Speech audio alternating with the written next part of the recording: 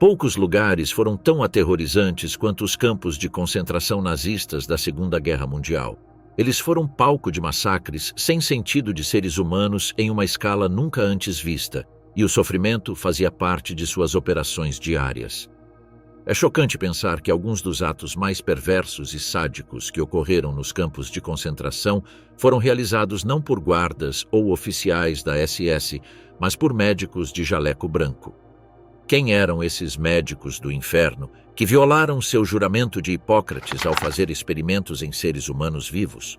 Quais foram alguns dos testes mais horríveis aos quais eles submeteram os prisioneiros? De suportar temperaturas congelantes completamente nus a serem intencionalmente inoculados com doenças mortais, de serem jogados de grandes alturas a terem seus órgãos extraídos enquanto ainda vivos, os prisioneiros nos campos de concentração sofreram tormentos inimagináveis nas mãos desses supostos profissionais médicos. Pior que a morte, experimentos humanos em campos de concentração. Toda a ideologia nazista, desenvolvida por Adolf Hitler a partir da década de 1920, baseava-se na ideia de que alguns seres humanos são superiores a outros devido à sua constituição genética. Hitler foi particularmente influenciado pelo conceito científico de eugenia, a crença de que a genética poderia ser aprimorada geração após geração para criar seres humanos superiores. Os eugenistas buscavam tornar os novos humanos mais fortes, mais inteligentes, resilientes e mais bonitos.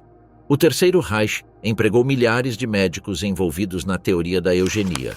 Ela era tão popular que Heinrich Himmler, o líder da SS e responsável por todos os campos de concentração do Reich, considerava os campos o local ideal para a realização de experimentos eugênicos. Afinal, eles forneciam uma fonte quase infinita de cobaias e, como já eram prisioneiros, não seria antiético realizar experimentos com eles. Nos campos de concentração, os médicos eram quase reis, tão reverenciados quanto os comandantes dos campos. Muitos desses médicos até pertenciam à SS, alternando entre usar seus jalecos brancos e uniformes pretos da SS. Rudolf Höss, o comandante de Auschwitz, tinha grande apreço pelos médicos e tentava atrair o maior número possível deles para Auschwitz. Ele os considerava autoridades absolutas em seus campos. O comandante do campo os ouvia atentamente, pedia seus conselhos e atendia suas propostas para melhorar geneticamente a raça ariana. Höss tinha orgulho da ideologia nazista e queria transformar Auschwitz em um centro de experimentação científica de ponta. Além disso, sabendo que o Führer era abertamente vegetariano, ele enfatizou que não era necessário machucar animais inocentes para conduzir experimentos de melhoramento racial. As centenas de milhares de prisioneiros em Auschwitz forneceriam a matéria-prima perfeita para a ciência. Os prisioneiros eram usados indiscriminadamente como instrumentos a serviço do Reich. Não só morriam constantemente trabalhando dia e noite em condições desumanas, como também eram transformados em ratos de laboratório.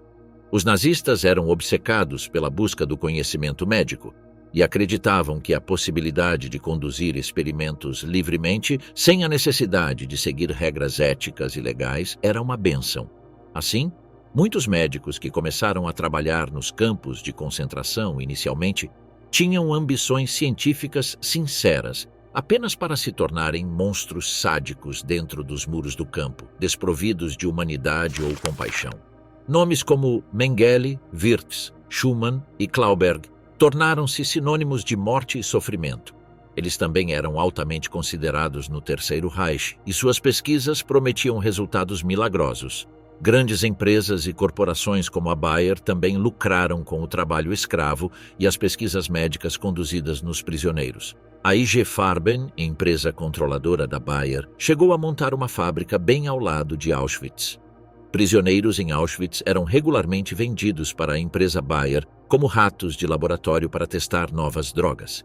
Registros mostram que 150 mulheres foram vendidas em 1942 e transportadas do infame Bloco 10 do campo para o laboratório. Todas as 150 mulheres morreram nas mãos de cientistas da Bayer durante experimentos com um novo anestésico. Infelizmente, a maioria dos documentos que comprovam os experimentos ilegais e imorais conduzidos em empresas privadas foram destruídos ou ignorados pela imprensa. No entanto, é claro que as corporações lucraram enormemente com a experimentação humana e o trabalho forçado nos campos.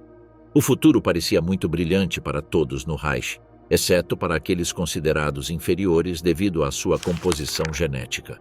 O exército de médicos de Himmler recebeu ordens, já em 1941, para vasculhar os campos de concentração em busca de pessoas incapacitadas para o trabalho ou indesejáveis, resultando em um grande número de mortes causadas pelo gás venenoso Zyklon B. Um médico altamente respeitado, o professor Fischer, declarou abertamente que os judeus eram uma espécie diferente, não humanos. Portanto, experimentos com eles eram permitidos. Em janeiro de 1942, um grande contingente de médicos e enfermeiros, homens e mulheres, foi enviado à Polônia para estabelecer um campo de extermínio em Chelmno.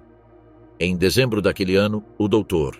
Julius Halevorden relatou que, durante o verão, conseguiu dissecar os cérebros de 500 pacientes com deficiência mental.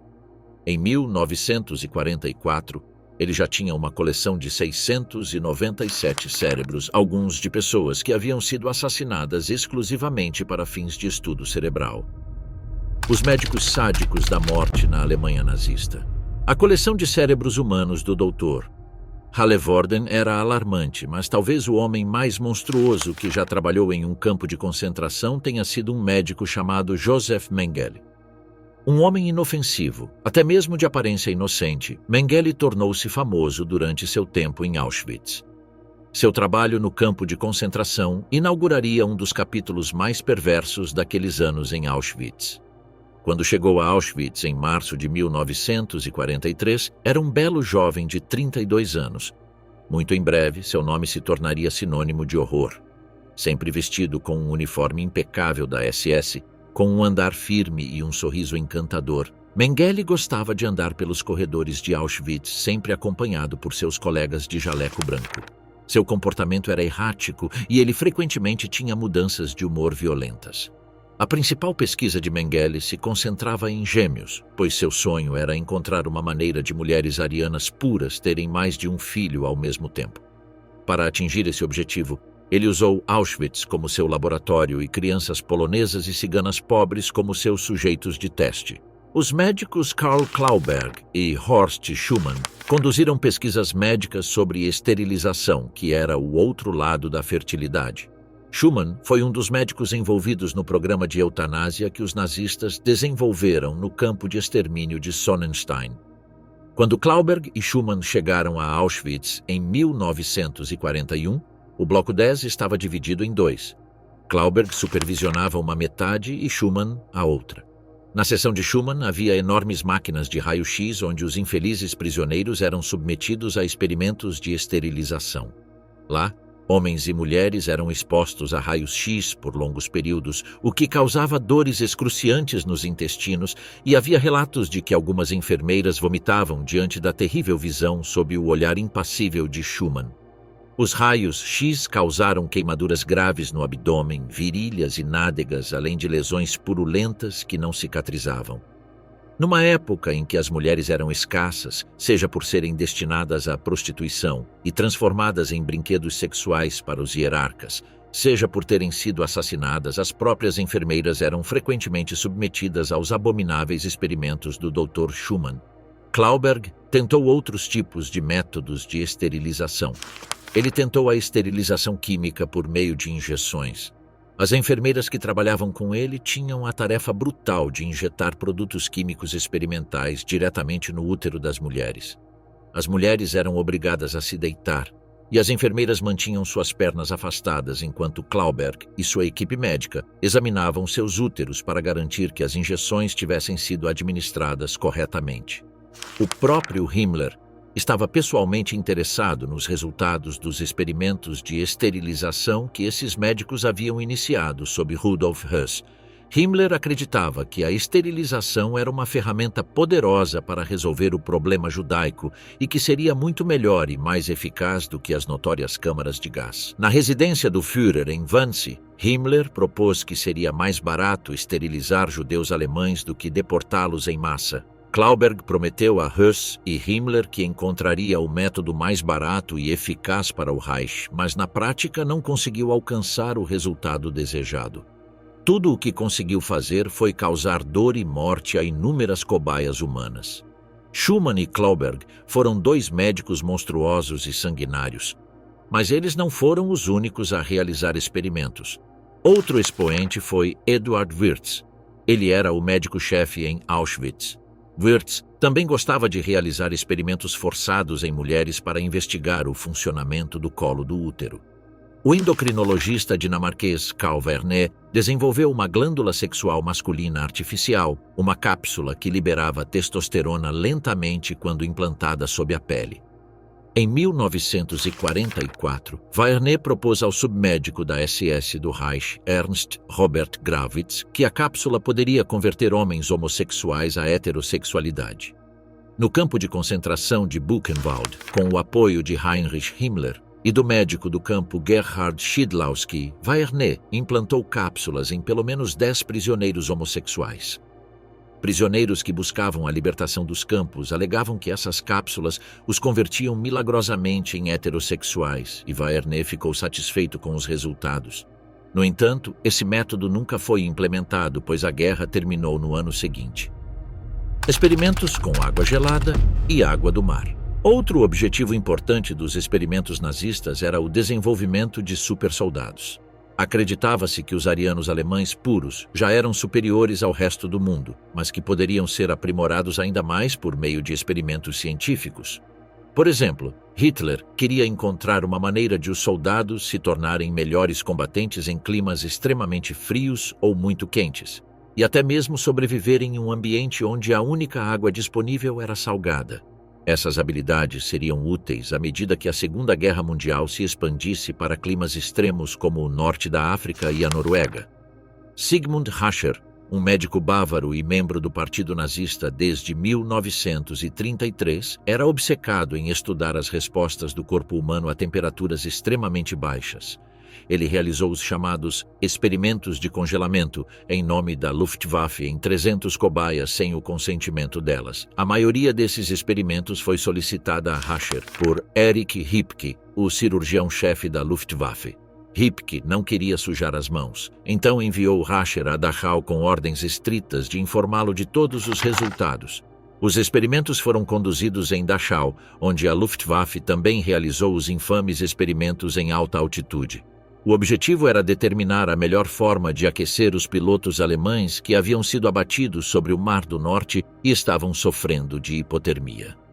As vítimas de Rascher eram forçadas a permanecer nuas ao ar livre em temperaturas congelantes por até 14 horas, ou mantidas em um tanque de água gelada por 3 horas. Suas pulsações e temperaturas internas eram medidas usando um conjunto de eletrodos. Uma vez que as vítimas estavam à beira da morte por hipotermia, a segunda fase do experimento começou. Tentativas foram feitas para aquecer as vítimas através de vários métodos, o mais comum e bem-sucedido sendo a imersão em água quente. Uma testemunha testemunhou nos julgamentos de Nuremberg que algumas vítimas foram jogadas em água fervente para reanimá-las. Desnecessário dizer que muitos sujeitos morreram neste processo. No entanto, a maioria dos sujeitos que foram forçados a permanecer nus ao ar livre em temperaturas abaixo de zero sobreviveram, embora durante o processo gritassem de dor enquanto seus corpos congelavam.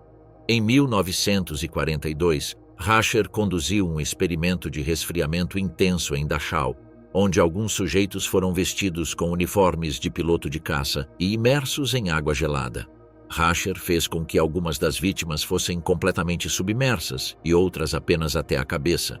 Heinrich Himmler participou de alguns dos experimentos e disse a Rascher que ele deveria ir à região do Mar do Norte para descobrir como pessoas comuns aqueciam vítimas de frio extremo. Himmler disse a Rascher que ouvira histórias sobre pescadoras que amamentavam seus maridos semi-congelados em suas camas para reanimá-los. Himmler acreditava que algo que ele chamava de calor animal tinha um efeito diferente do calor artificial. Há razões para pensar que Rascher não acreditava que o que Himmler estava propondo fosse correto, mas mesmo assim, ele era o oficial sênior da SS. Imediatamente, 4 mulheres ciganas foram enviadas do campo de concentração de Ravensbrück para Dachau, onde se tentou aquecer as vítimas de hipotermia colocando-as entre 2 mulheres ciganas nuas. Os experimentos de congelamento e resistência ao frio conduzidos em Dachau faziam parte de uma série de estudos oficiais realizados entre 1941 e 1942 sob a supervisão da Luftwaffe, Força Aérea Alemã, e da Sanitätswesen der Waffen, SS, Serviço Médico da SS. Os testes foram realizados em uma instalação especialmente adaptada dentro do bloco médico do campo, conhecida como Estação Experimental de Alta Altitude e Termorregulação, localizada próxima ao crematório. Essa estação continha 2 tanques cilíndricos de aço, um usado para imersão em água gelada e o outro para testes de ressuscitação em água morna. A duração padrão de cada teste era entre 60 e 180 minutos, dependendo do método utilizado. No protocolo principal, os prisioneiros eram despidos, imobilizados e gradualmente imersos em água com temperatura entre 2 e 5 graus Celsius. Sinais vitais, temperatura retal, frequência cardíaca e reflexos neuromusculares eram registrados. Uma vez atingido o limiar para a hipotermia profunda, abaixo de 27 graus Celsius de temperatura corporal, vários métodos de recuperação eram aplicados. Estes incluíam cobertores térmicos, aquecimento direto com lâmpadas infravermelhas, banhos de água quente controlados e, nos experimentos finais, reaquecimento corporal por meio de contato físico com os seguintes médicos: Dr. Ernst Holzlohner e Dr. Erich Finke, da Universidade de Kiel, estiveram envolvidos nesses testes agindo em nome da Luftwaffe. Holzlohner elaborou o protocolo básico, enquanto Finke supervisionou o registro de dados e as autópsias em caso de morte. Relatórios técnicos mensais eram produzidos e enviados diretamente ao Instituto de Pesquisa Médica da Aviação, chefiado por Hubertus Strughold em Berlim. Em uma conferência confidencial realizada em Nuremberg, em outubro de 1942, esses médicos apresentaram seus resultados sob o título Estudo sobre as reações do organismo humano à imersão em água fria, sem revelar que os participantes eram prisioneiros forcados. Os experimentos com água do mar foram conduzidos pelo Dr. Hans Eppinger, médico-chefe do Hospital Universitário de Viena, como apoio do Ministério da Saúde do Reich. Os indivíduos foram divididos em 3 grupos: água do mar não tratada, água do mar quimicamente tratada com berkatite, um aditivo experimental para desalinização e um grupo de controle com acesso à água potável. Por mais de 3 semanas, os prisioneiros do grupo de teste sobreviveram apenas com solução salina ou líquidos tratados, resultando em graves danos renais, vômitos, diarreia, alucinações e, em muitos casos, morte. Esses experimentos foram registrados no Arquivo Relatório Dachau 139 a 1944, agora parcialmente preservado nos arquivos dos IUA após ter sido apreendido no final da guerra. De aproximadamente julho de 1944 a setembro do mesmo ano, experimentos foram conduzidos no campo de concentração de Dachau para estudar vários métodos de tornar a água do mar potável. Essas vítimas foram privadas de qualquer alimento e receberam apenas água do mar filtrada.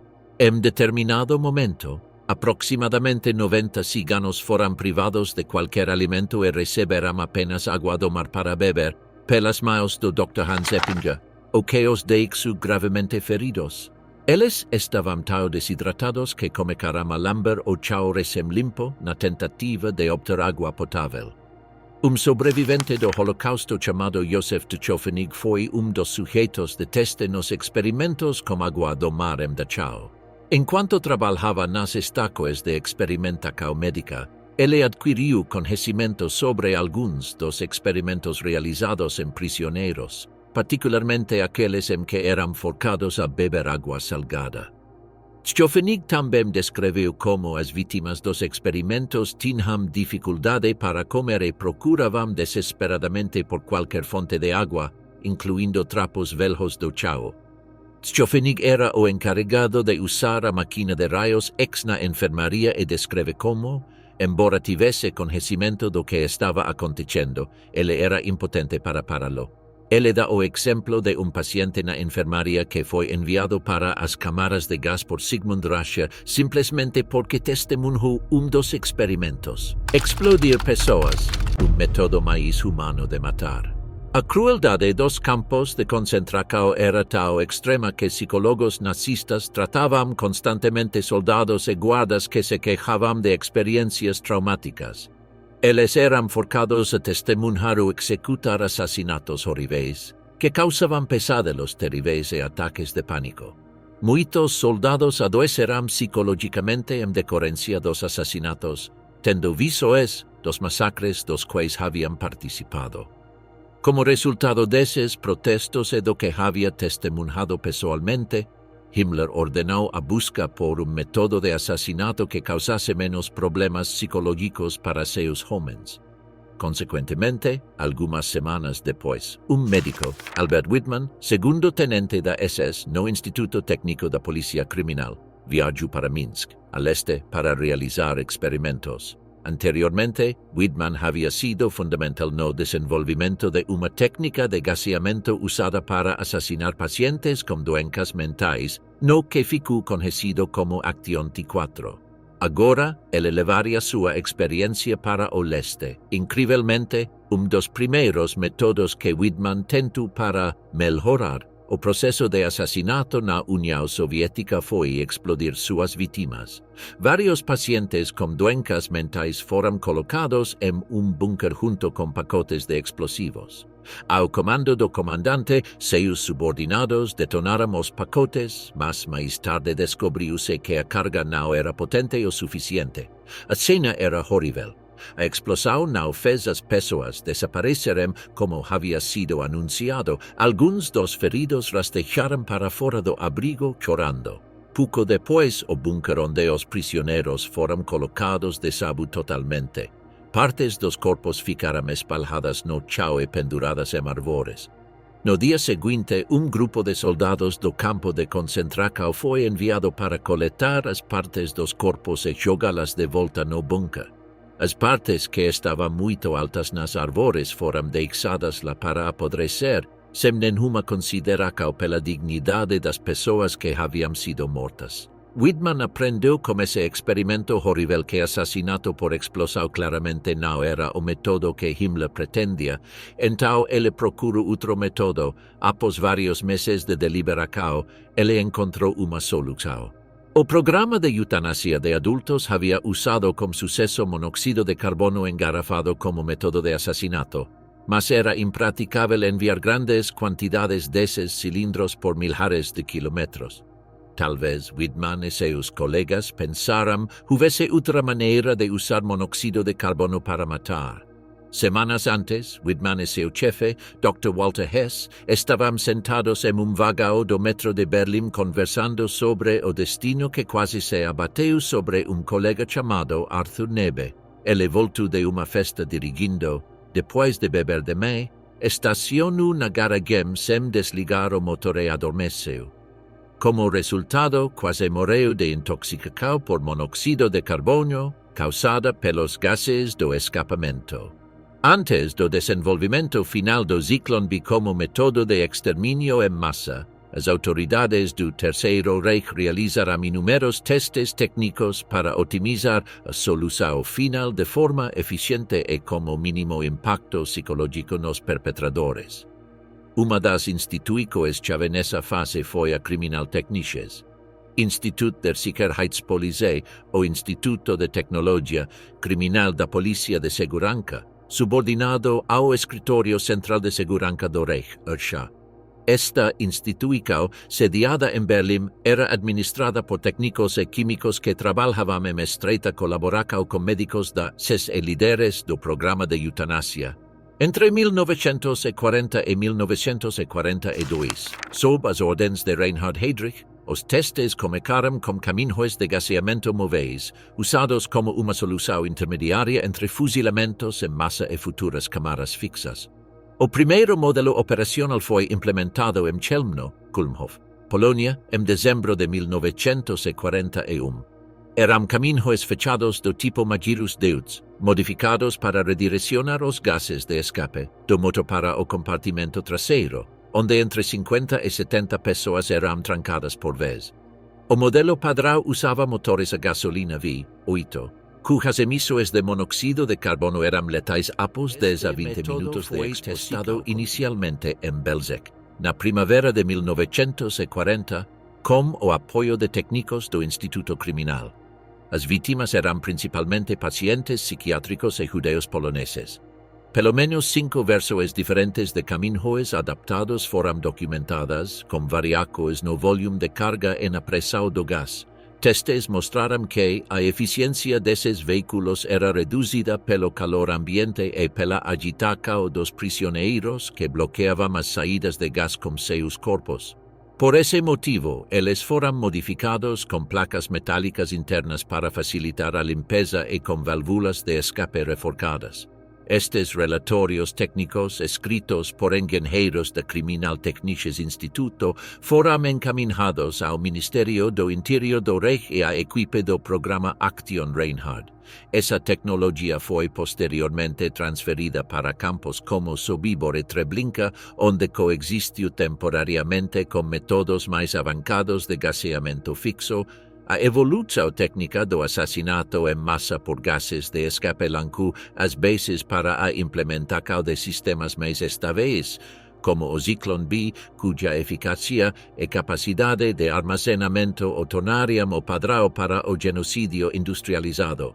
Parece que a lembrança de seu colega embriagado motivou Widmann a tentar experimento de gasificação usando os gases de escape de carro conectado por cano ao porão de tijolos de hospital psiquiátrico em Mogilev, a leste de Minsk. Vários pacientes do hospital foram trancados no quarto e o motor do carro foi ligado. Inicialmente, o teste não teve sucesso do ponto de vista nazista. Não fluía monóxido de carbono suficiente do carro para matar os pacientes, mesmo quando eles esperaram por várias horas. Isso foi remediado pela substituição do carro por caminhão. Desta vez, o experimento foi sucesso da perspectiva dos nazistas. Os prisioneiros no porão caíram inconscientes no chão em menos de minuto e algum tempo depois estavam todos mortos. Himmler ficou extremamente satisfeito como resultado deste experimento. Widmann havia descoberto uma maneira barata e eficaz de matar pessoas que minimizava o impacto psicológico do crime sobre os primeiro com explosivos e depois com monóxido de carbono, foram os passos preliminares que levaram ao método mais infame de extermínio em massa de pessoas. Em 1941, foram realizados os primeiros testes em câmaras de gás. Após a I.G. Farben inventar o gás conhecido como Zyklon B, o método foi aperfeiçoado. Entre 1942 e 1945, o Zyklon B foi responsável pela morte de mais de 1 milhão de pessoas na Europa, não apenas em Auschwitz, mas também em outros campos, como Majdanek. Por esse motivo, em 1947, o governo dos EUA prendeu 9 diretores da I.G. Farben por crimes de guerra. A obsessão doentia de Joseph Mengele por gêmeos. Principais interesses de Joseph Mengele era a experimentação com gêmeos. Ele acreditava que se houvesse uma maneira de ajudar mulheres alemãs a conceber gêmeos, a taxa de crescimento populacional ariana dobraria. Cientistas nazistas estavam obcecados em encontrar maneiras de aumentar a taxa de fertilidade dos cidadãos alemães e, ao mesmo tempo, diminuir os nascimentos em outros grupos. Eventualmente, eles acreditavam que o mundo seria completamente povoado pela raça ariana, que eles acreditavam ser superior a todas as outras. Mas, no caso de Joseph Mengele, havia outro fator impulsionando seus experimentos. Ele era um homem altamente sádico e gostava de exercer poder e infligir dor aos outros.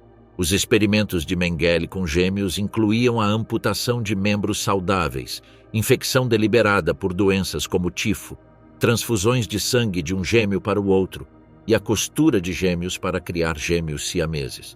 Os resultados de seus experimentos, juntamente com as razões para realizá-los, foram meticulosamente registrados em seus cadernos, embora a maioria desses documentos tenha sido destruída quando os aliados estavam prestes a tomar o campo de concentração de Auschwitz. Eva Moses Kor, um dos poucos sobreviventes, afirmou que Mengele estava particularmente interessado em transfusões de sangue entre gêmeos de sexos opostos. Aparentemente, ele acreditava que essa poderia ser uma maneira de mudar seus sexos. Por esse motivo, ele também realizou experimentos nos genitais dos gêmeos e até tentou conectar o trato urinário de uma menina de 7 anos ao seu próprio cólon. A maioria dos gêmeos morreu durante esses procedimentos, embora isso não tenha sido um problema para Mengele. Os experimentos de Joseph Mengele não foram realizados improvisadamente, mas dentro de uma estrutura organizada e documentada, com procedimentos estatísticos e administrativos típicos do aparato médico do Terceiro Reich.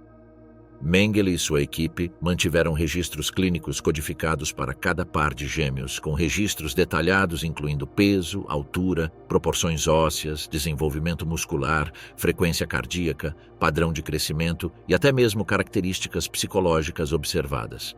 Essas informações foram processadas por assistentes técnicos recrutados entre prisioneiros médicos alemães e estudantes enviados por institutos aliados para o programa de pesquisa racial.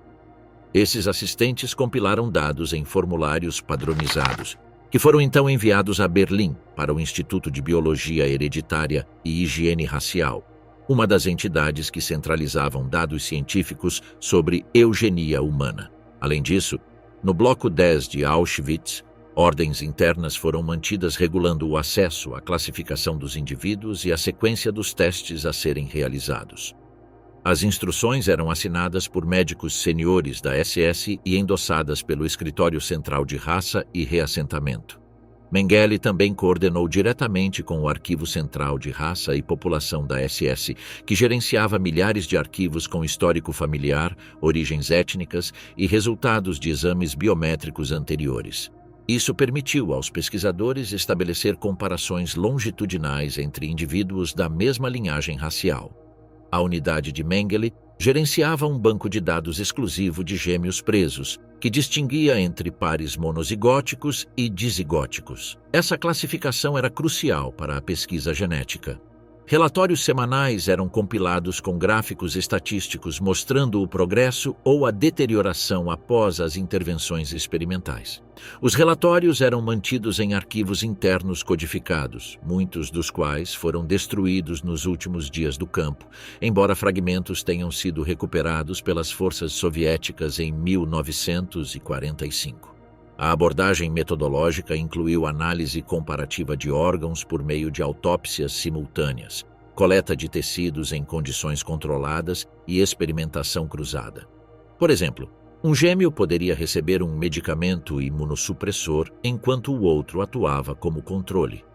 Essa lógica, extraída de procedimentos biomédicos convencionais, foi pervertida pelo ambiente do campo e aplicada sem consentimento ou limites éticos.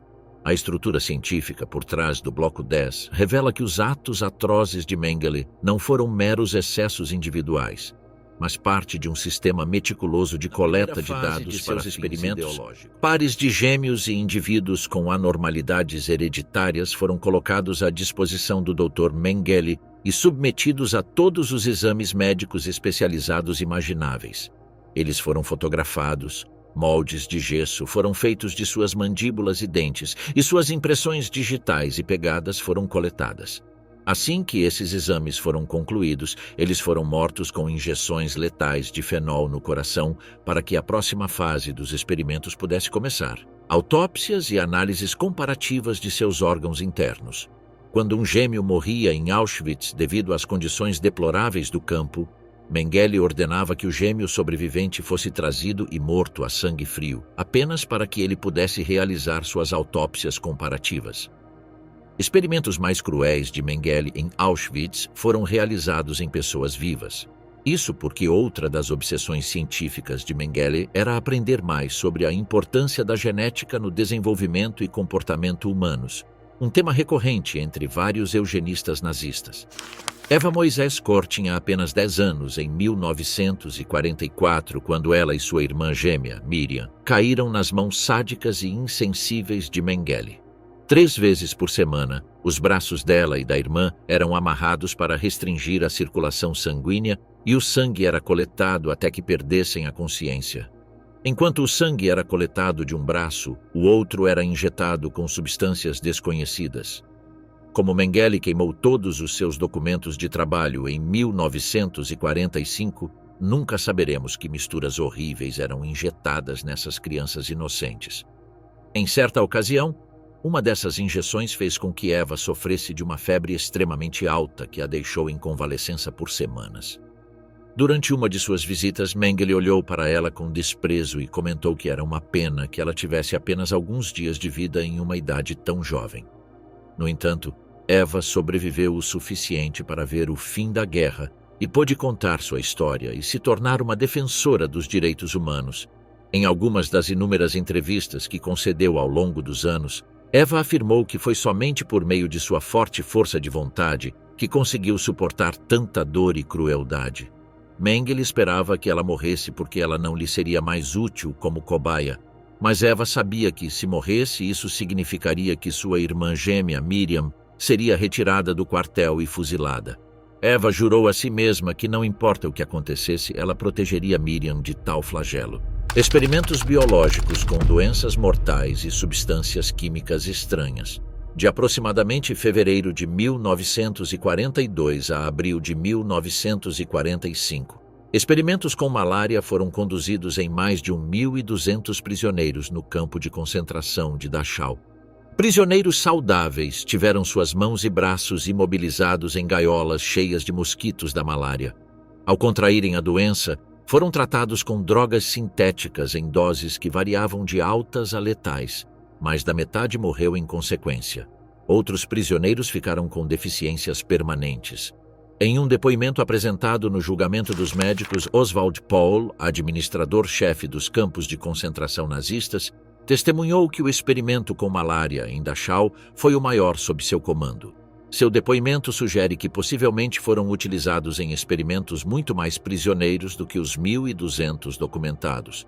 De junho de 1943 a janeiro de 1945, experimentos foram conduzidos nos campos de concentração de Sachsenhausen e Natzweiler para estudar a hepatite viral, então chamada de icterícia epidêmica.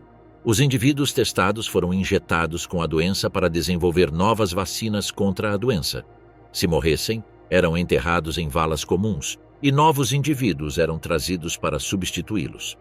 Esses testes foram realizados em benefício das Forças Armadas alemãs, pois estavam muito preocupadas com a possibilidade de disseminação da hepatite entre suas tropas. A maioria dos indivíduos morreu nos experimentos, enquanto outros sobreviveram experimentando grande dor e sofrimento. Entre dezembro de 1943 e outubro de 1944, experimentos foram conduzidos em Buchenwald para investigar os efeitos de vários venenos. Os venenos eram administrados secretamente aos indivíduos em seus alimentos. As vítimas morriam em decorrência do veneno ou eram mortas imediatamente para permitir 1944. Os indivíduos em teste foram baleados com balas envenenadas, sofreram tortura e, com frequência, morreram. Alguns prisioneiros judeus do sexo masculino tiveram substâncias venenosas esfregadas ou injetadas na pele, causando furúnculos cheios de um fluido preto. Esses experimentos foram meticulosamente documentados e fotografados pelos nazistas. Em várias ocasiões, entre setembro de 1939 e abril de 1945, muitos experimentos foram conduzidos em Sachsenhausen, Natzweiler e outros campos para investigar o tratamento mais eficaz para ferimentos causados por gás mostarda.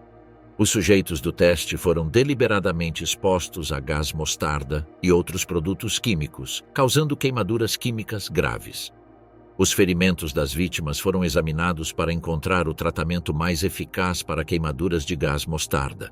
Entre novembro de 1943 e janeiro de 1944, experimentos foram conduzidos em Buchenwald para testar o efeito de várias preparações farmacêuticas em queimaduras de fósforo.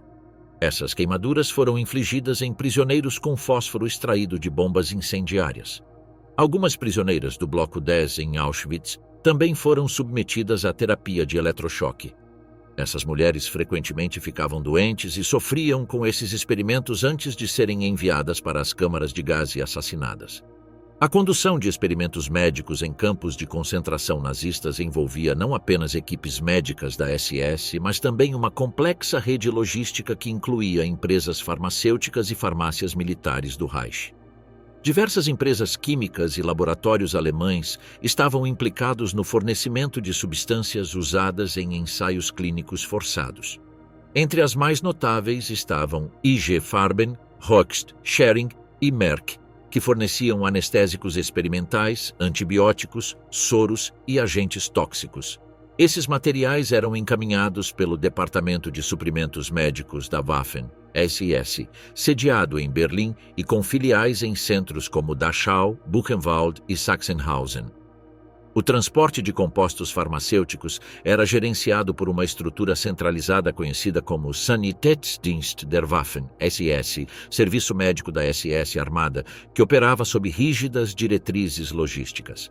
Inventários detalhados das substâncias em estoque eram mantidos e havia uma cadeia de distribuição específica para material de pesquisa destinado aos campos. Esses suprimentos chegavam em contêineres rotulados para uso experimental e, em muitos casos, seu uso era documentado em prontuários médicos falsificados.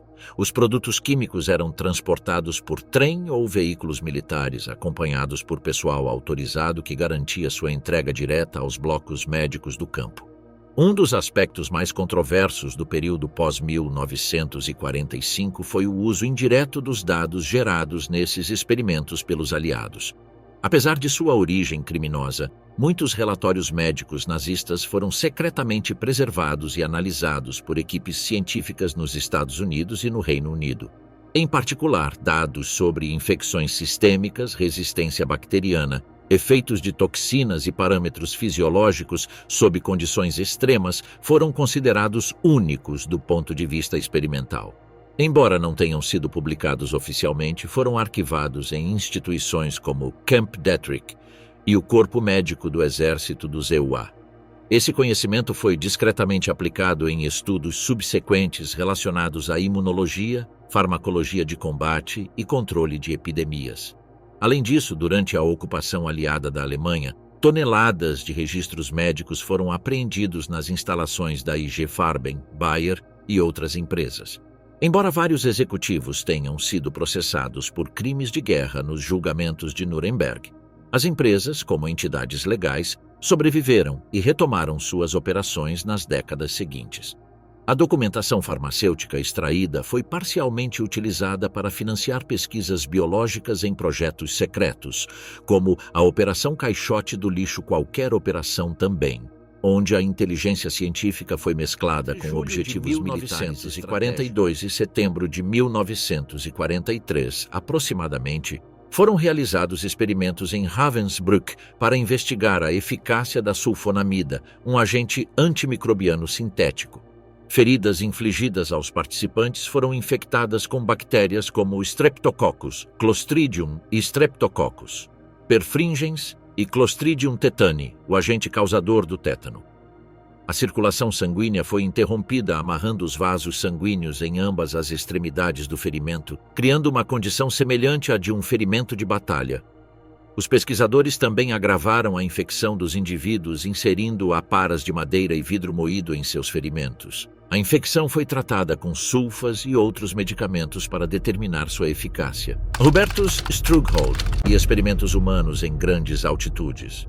No início de 1942, prisioneiros no campo de concentração de Dachau foram usados por Sigmund Rascher em experimentos para auxiliar pilotos alemães na ejeção em grandes altitudes. Uma câmara de baixa pressão foi usada nesses prisioneiros para simular condições em altitudes de até 68 mil pés ou 21 mil metros. Correu o boato de que Rascher realizou vivissecções nos cérebros de vítimas que sobreviveram ao experimento inicial. Dos 200 indivíduos, 80 morreram imediatamente, e o restante foi morto. Em uma carta de 1942 entre Rascher e Heinrich Himmler, Rascher explica os resultados de um experimento de baixa pressão realizado em pessoas no campo de concentração de Dachau, no qual a vítima foi sufocada, enquanto Rascher e outro médico não identificado observavam suas reações. A pessoa foi descrita como um homem de 37 anos, que era saudável antes de ser morto. Rasher descreveu as ações da vítima conforme ela começou a perder oxigênio e registrou mudanças comportamentais em intervalos. O homem começou a mover a cabeça aos 4 minutos. 1 minuto depois, Rasher observou-o sofrendo convulsões antes de perder a consciência. Ele descreveu como a vítima ficou inconsciente, respirando apenas 3 vezes por minuto, até parar de respirar 30 minutos após ser privada de oxigênio. A vítima então ficou azul e começou a espumar pela boca. Uma autópsia foi realizada 1 hora depois. Após o fim da Segunda Guerra Mundial, os Estados Unidos lançaram a Operação Paperclip, uma iniciativa secreta projetada para recrutar cientistas alemães, incluindo médicos ligados ao regime nazista, com o objetivo de alavancar sua expertise em desenvolvimento tecnológico e militar. Sob esta operação, entre 1.500 e 1.800 especialistas foram trazidos para os Estados Unidos, evitando processos de desnazificação. Muitos deles estavam diretamente envolvidos em experimentos humanos ou na administração de campos de concentração. A seleção foi realizada por agências como o Escritório de Serviços Estratégicos, OSS, o precursor da CIA, em coordenação com o Departamento de Guerra do EUA, a NASA e a recém-criada USAF, Força Aérea dos Estados Unidos. Os arquivos pessoais dos candidatos foram alterados para remover qualquer referência à sua filiação nazista. Em alguns casos, os documentos originais foram classificados como confidenciais ou destruídos. Para entrar legalmente nos Estados Unidos, muitos desses cientistas receberam novas identidades ou autorizações especiais assinadas por comandantes militares de alto escalão. Em particular, vários médicos que haviam trabalhado em campos como Dachau, Buchenwald ou Sachsenhausen foram recrutados por sua expertise em fisiologia extrema, medicina espacial, farmacologia e neurociência. Nesse contexto, experimentos conduzidos em prisioneiros eram considerados dados humanos valiosos, impossíveis de reproduzir sob parâmetros éticos convencionais.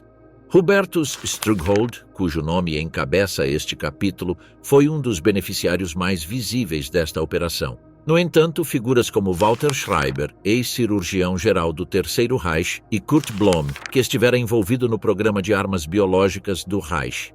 Apesar das acusações documentadas nos julgamentos de Nuremberg, ambos foram transferidos para a América do Norte sob contratos governamentais. Schreiber acabou internado em um hospital militar no Texas, enquanto Blom trabalhou brevemente para os serviços de inteligência dos EUA antes de desaparecer da vida pública. Por mais de 2 décadas, o papel desses cientistas passou despercebido pelo público em geral. Foi somente na década de 1970 que documentos desclassificados começaram a surgir, revelando todo o escopo do Paperclip. Mesmo assim, a justificativa oficial permaneceu.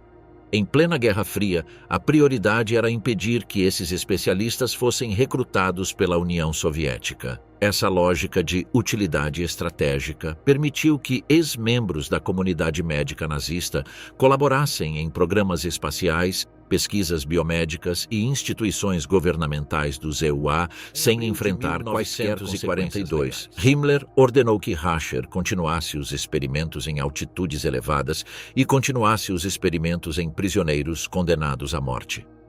Ele também ordenou testes específicos para determinar se os homens poderiam ser ressuscitados. Se uma pessoa condenada à morte fosse ressuscitada com sucesso, Himmler indicou que ela deveria ser perdoada e enviada para um campo de concentração para o resto da vida. Mas Sigmund Rasher não cumpriu essas ordens de Himmler. Na verdade, ele enfrentou o mesmo destino das pessoas que ele havia assassinado em Dachau.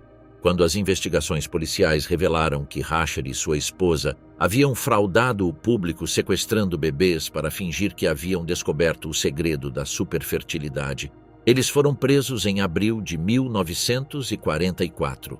Ele foi acusado de irregularidades financeiras, do assassinato de seu ex-assistente de laboratório e de fraude científica, e levado para os campos de concentração de Buchenwald e Dachau antes de ser executado. Rasher, em alta altitude, não foram ideia dele. Ele recebeu ordens de Hubertus Strughold, um fisiologista e pesquisador médico alemão que tinha 45 anos em 1943.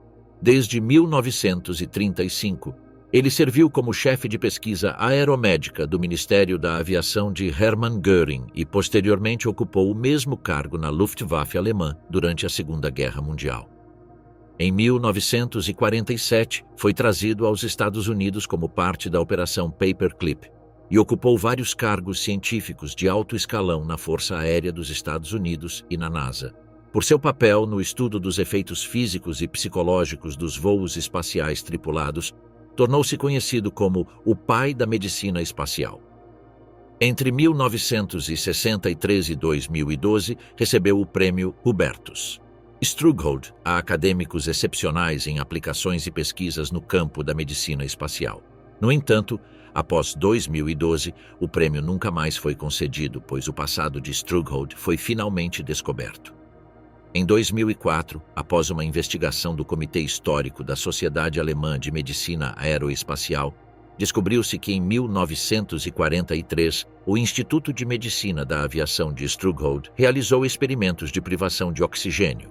Com base nessas descobertas, 6 crianças epilépticas com idades entre 11 e 13 anos foram transportadas do Centro de Eutanásia de Brandemburgo para o laboratório de Strughold, em Berlim, onde foram colocadas em câmaras de vácuo para induzir crises epilépticas em um esforço para simular os efeitos de doenças de alta altitude, como hipóxia. Embora, ao contrário dos experimentos de Dachau, todos os sujeitos de teste tenham sobrevivido ao processo de pesquisa, essa revelação levou a Sociedade de Medicina Aeroespacial a abolir um grande prêmio com o nome de Strughold. Durante a Segunda Guerra Mundial, centenas de experimentos foram conduzidos em seres humanos em campos de concentração. O fato de terem sido feitos em nome da ciência não os torna menos cruéis e aterrorizantes. Indivíduos de todas as idades foram submetidos a temperaturas extremas, operações sem sentido, doenças mortais e até amputações, tudo em nome de encontrar uma maneira de os alemães dominarem o mundo. Experimentos também foram conduzidos para encontrar maneiras de matar mais pessoas com mais eficiência. O comportamento desses médicos, que supostamente juraram por Hipócrates e Apolo proteger a vida humana, mostra o quão longe os humanos são capazes de depravação e violência sem sentido. Finalmente, um dos pensamentos mais perturbadores é que, assim como Mengele queimou seus cadernos, talvez nunca saibamos nada sobre a maioria dos experimentos horríveis que ocorreram atrás dos muros trancados dos campos de concentração nazistas.